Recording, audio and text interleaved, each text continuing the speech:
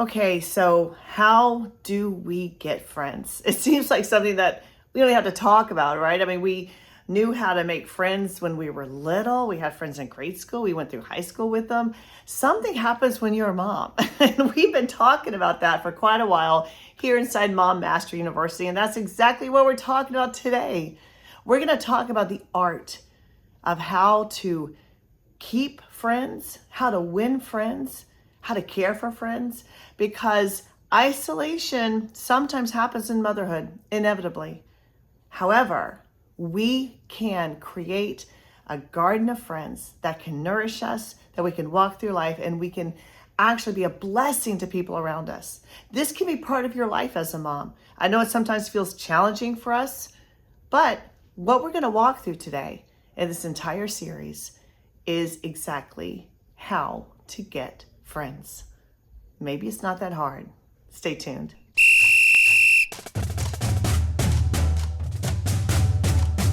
Welcome to Mom Mastery University, the education every mom should have had, but didn't. I'm Hannah Keeley, America's #1 mom coach, and class is now in session.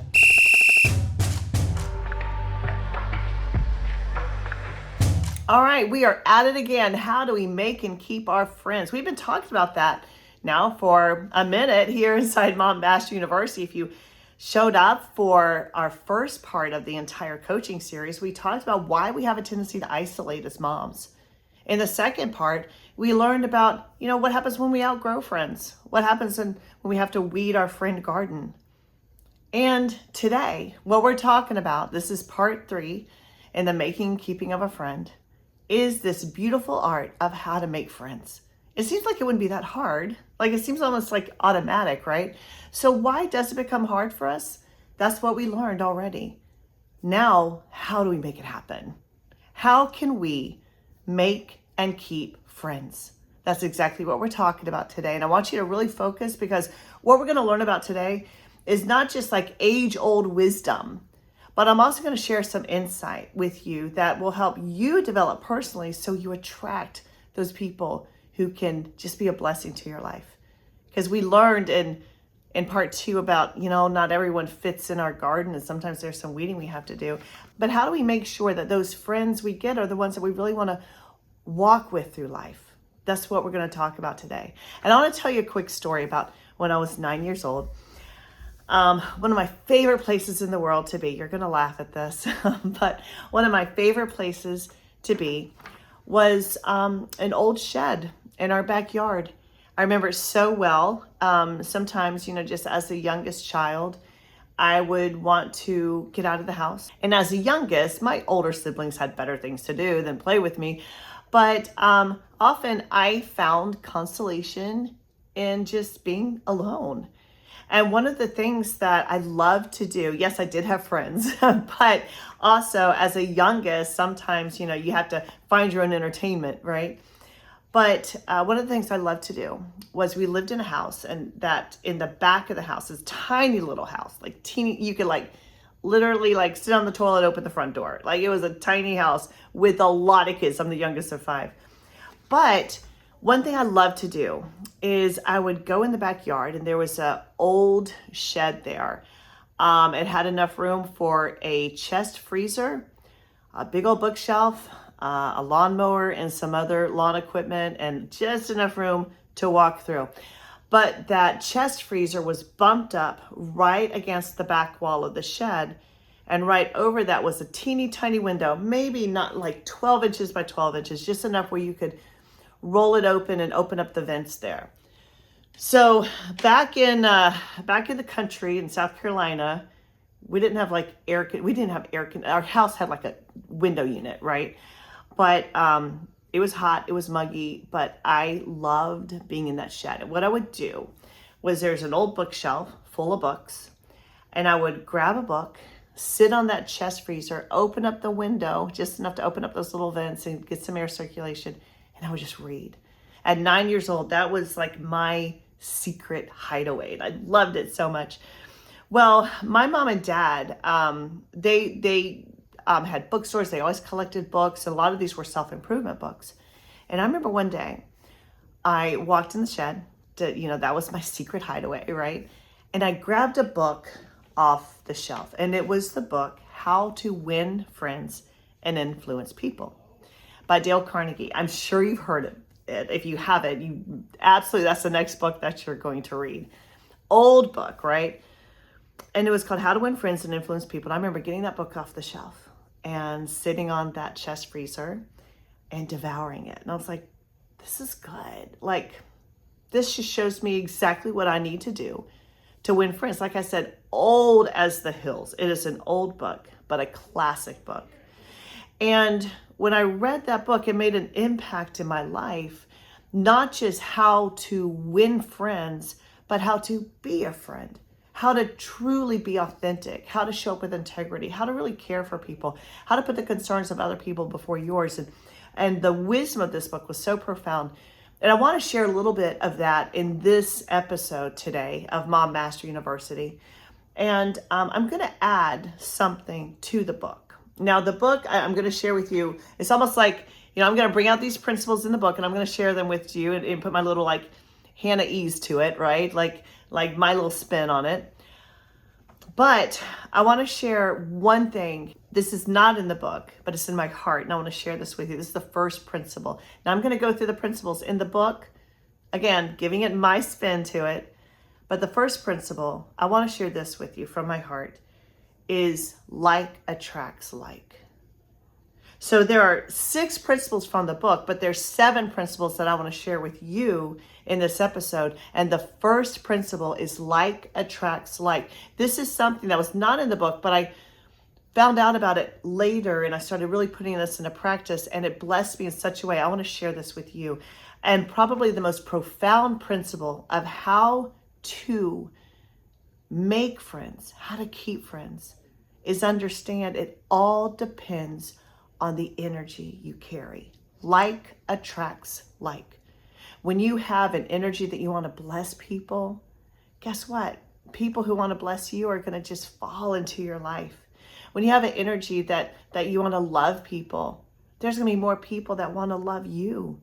When you carry the energy of looking for ways to help others out, like your radar's always open to see who needs help, who can I serve today? Guess what? Someone else's radar is going to be open to you when you're in a time of need. And this one principle is so profound, it could literally change your life overnight when you dialed in. So when we're looking for good friends and we're not finding many of them, sometimes we need to do a gut check. And we're like, am I a good friend? Do I look for the worst case scenario or the best case scenario? Do I operate in pessimism or optimism? Do I see the worst in people or do I see the best in people? Do I look for ways that people can serve me or do I go out looking for ways I can serve others? Do I look at people with judgment and criticism or do I look at people with compassion and hope? These small shifts, and really it's not that small at all, they're huge shifts, but it's just a small shift in your mind. Like, what if every day we woke up and we decided today, just today, I'm going to look for ways to be a blessing in other people's lives. I'm going to look for ways to serve other people. I'm going to have my radar open all day today, whether I'm just at home all day or whether I'm going out, whether I'm shopping, whether I'm running errands. I'm going to have my radar open for how I can serve other people. And this one principle I want to share quickly. It's like story time. But I was recently at the airport and I was waiting in line to get my bag weighed and send it on ahead of me, right? And I noticed this woman, this line kind of snaked around. I noticed this woman who was ahead of me in that line, and she looked so sad, and I could tell she had been crying, and she just had this face of like, just like so much despondency, so much sorrow. And I was behind her in the little snake line, right? Like the Disney World line. And I just tapped her on her shoulder. She didn't speak any English, but I tapped her on her shoulder and I turned her to me and I just looked in her eyes and I said, it's gonna be okay. And I just wrapped my arms around her and I embraced her and she started crying. She was shorter than me. Everyone's shorter than me. She started crying on my shoulder right here, and I just held her, and I held her. I rubbed her back. I patted her back, and I said, "You're gonna be okay. You're gonna be okay." And I prayed over her. I don't know if she understood it or not, but I prayed over her. But God understood it, right? And I just held her and held her. And the line moved. I didn't move.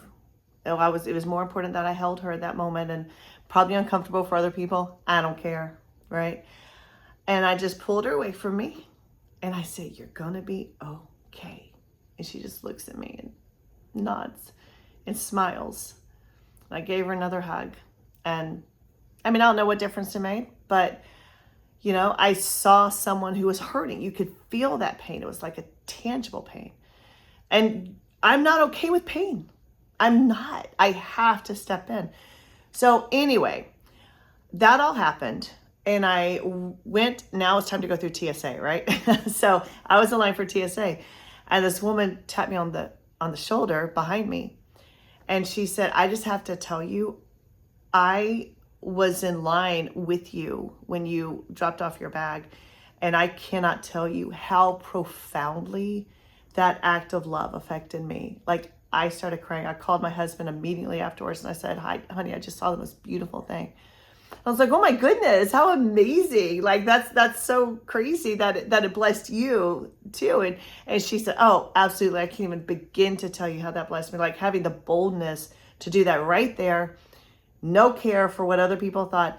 And the cool thing is we started talking, and she's a coach, and she actually lives near me. And now we have this friendship, right? How did that happen?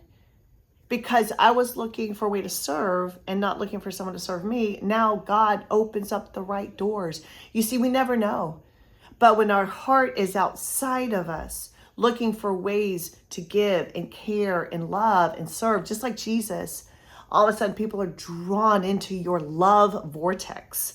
I love the idea that I am a love vortex. Like, people who know that love and sense that love, they're drawn into it. And now I have friends who are like me. Like, we have the same chemical makeup. We love God. We love each other. We love people. We love the world, and we want to change it. What a beautiful place to live and move and breathe in that presence of God that just is always looking for ways to love. Like, guess what? We love because why? He first loved us. And when you get such a clear understanding of the love of God for you, it makes it so easy to show up in the lives of other people. So easy. It's like almost like an irrepressible urge. So this is the first principle that I want to share with you, is like attracts like. You will know the quality of your heart when you look at the quality of the people who are drawn into your life. It becomes like a litmus test that we can actually see what's inside of us. So remember this, the first place to make and keep friends is to start with you. Am I showing up as the kind of person that I want to pull into my life? So number one, like attracts like. Number two, now we're getting into how to win friends and influence people. So these are his principles, and I love them, and I'm going to share them with you. So 2 is become genuinely interested in other people. Sometimes we're so interested in ourselves that we don't think about being interested in other people. But what if you were like, I find people fascinating. I love talking with them. I love finding out about them. I love finding out about their families. I love finding out about what makes them tick, how they feel, what they think, like all the things. I just find people fascinating. So what if you adopted this first principle that Dale Carnegie shared, is be not fake. People can read fake a mile away. Don't be fake. It stinks. It smells bad. Don't do that. What smells great? What is that fragrance that attracts people? Is genuine interest. Like, genuinely, I want to know more about you. Oh, why do you feel that way? Tell me more about that. Oh my gosh, tell me what it was like growing up like that. People are just open books with fascinating stories. Like, I'm sure you love to watch a good movie. Maybe you love to read a good book. People are the greatest stories in the world. So be genuinely interested in that and let that drive you toward knowing more about them, asking more questions. People are fascinating. I think you'll find that out when you start taking a peek under the cover of that book. So that was number 2. Number 3 is one word. You ready for this? Smile. That's what Dale Carnegie says. Smile. Have you ever looked, like really looked when you were out shopping at the grocery store of people's expression? Usually they're looking down at their phone. Usually the corners of their mouth are down. The eyes are down. Like gravity will do enough to your face. You don't have to help it out. I promise. But a lot of people are helping gravity out by having like a downcast face, downcast mouth, downcast eyes. What if you just decided, I'm going to just smile more? A smile is such a beautiful, attractive quality. It is disarming for people. It builds intimacy. It provides immediate connection. Just smiling. Practice that. Just see what happens. If like put it to the test. Like take one day and just decide, I'm going to smile more. I'm going to be more conscious of my face and I'm going to smile more. I'm going to make eye contact and I'm going to greet people and I'm going to smile. That's the energy I'm going to go out in. Like imagine if you held a smile energy. Everywhere you went, you were just a big smile. People will be drawn to that. Now, the fourth principle, remember that a person's name is to that person the sweetest and most important sound in any language. You know, I'm guilty of saying, I'm just not good with names. Well, if I say that enough, I'm sure I won't be. Think about it. Are you the kind of person who's like, oh, I just have a hard time remembering names? What if you quit believing that? What if you started believing, actually, I love the sound of people's names and I always remember them. It's like, well, Hannah, that's not true. Have you tried believing that long enough to make it true for you? One way to remember a person's name is always associate something with that person with their name. I'm going to give you an example. There is this woman that we often walk our dogs together, and her name is Susan. And I met her one day, and next time I saw her, I forgot her name. I was mortified. Oh my gosh, I'm bad with names. I forgot her name. The next time I met her, the third time I met her, I was with my sister, and I leaned in and I said, can you get her name? Because I forgot it, and I feel so bad. Can you ask her name? She's like, oh yeah, I got this. So my sister asked her name. She said Susan. I was like, oh, Susan, that's it. And Susan that day was frustrated because they were doing a lot of building around her house and it was making the trails where she used to walk. She couldn't walk on those trails anymore. And then when we parted ways, I was with my sister. Susan and her dogs went one way. Me and my sister and our dogs went the other way. And my sister said, you know, Susan's going to sue. Sue's going to sue. She's going to sue those people who are building those houses around her. And I said, yes, thank you. I will never forget her name again. So what if you practice this? What if as soon as you met that person, you got something about that person? Maybe it's a physical quality, their face, their hair, what they're wearing, or something that you can't forget about that person and attached it to the name. Make up a little story for yourself. Make up a little game. Make up a little rhyme.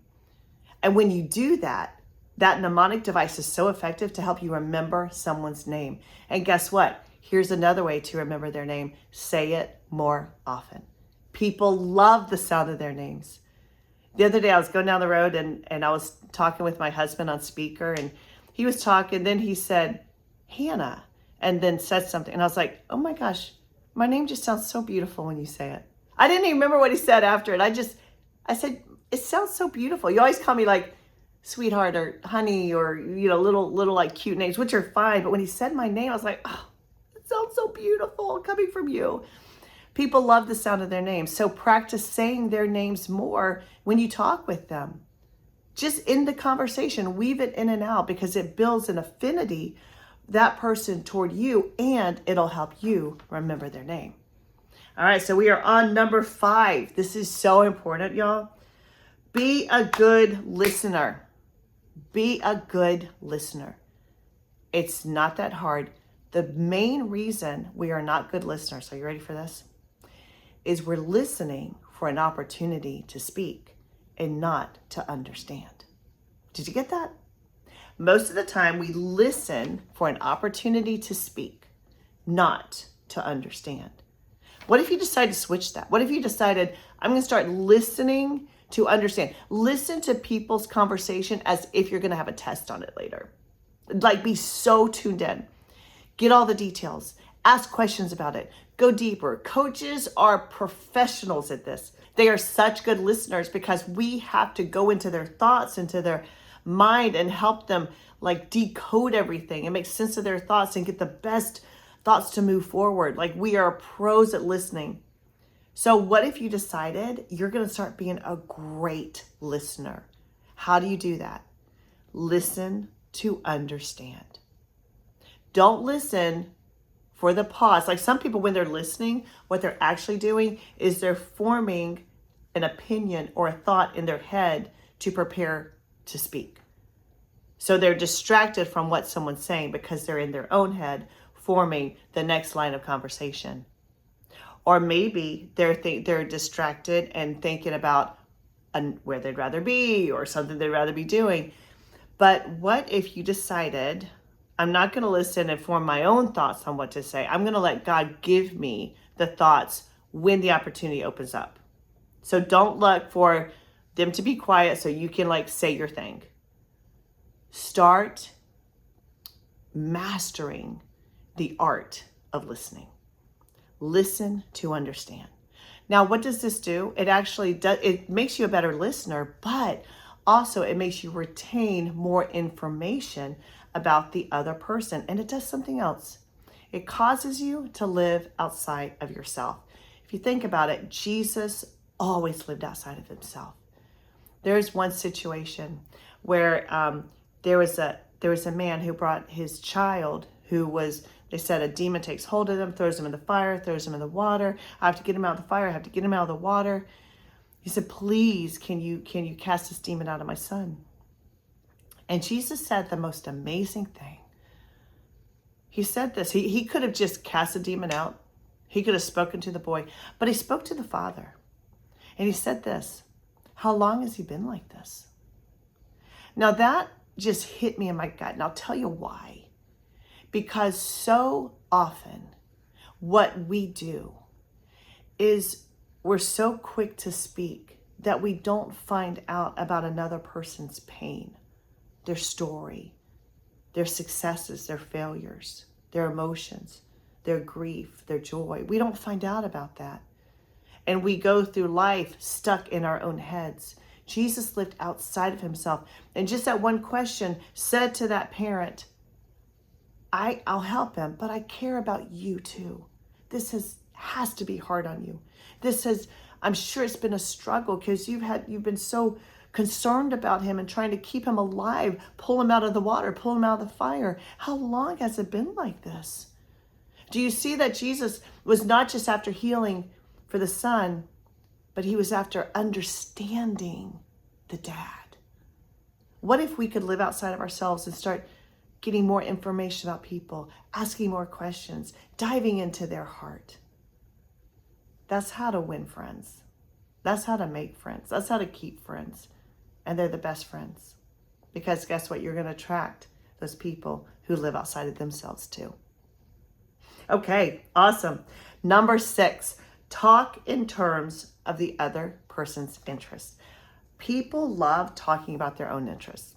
I get it. I could talk about coaching all day long. I could talk about motherhood all day long. Talk about marriage all day long. I could talk about gardening and talk about homemaking. But what if you tapped into the other person's interests? What if you found out what they loved? I have this one friend, loves horses. She has a horse. She has a stable. She takes care of it. I love asking her about her horse. I've ridden a horse one time, but I love asking her about her horse. Tell me, like, what do you do at the stable? And tell me how your ride was today. Oh my gosh, where'd you go? That must be so much fun. What's your biggest challenges of taking care of a horse? Like, why were you like attracted to horse in the first place? Talk about that. When you talk about other people's interests, they come alive. And guess what? It's a little more challenging. You know all about your interests. You don't know about theirs. So get interested in it. Find out more information.